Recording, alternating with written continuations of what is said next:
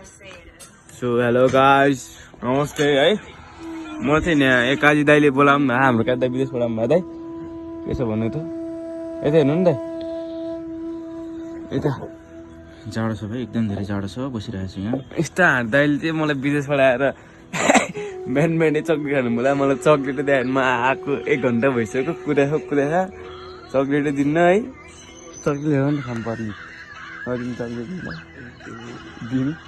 कहिले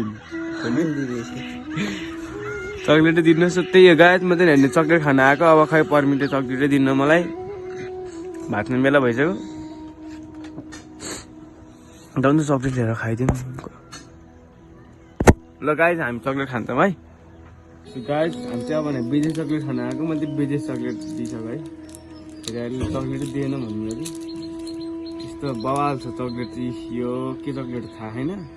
यो चाहिँ यस्तो बवाल छ ल विदेशी चक्लेट खाने नखाने म खाएँ यो त मिठो छ यो पनि कस्तो छ हेर्नु है त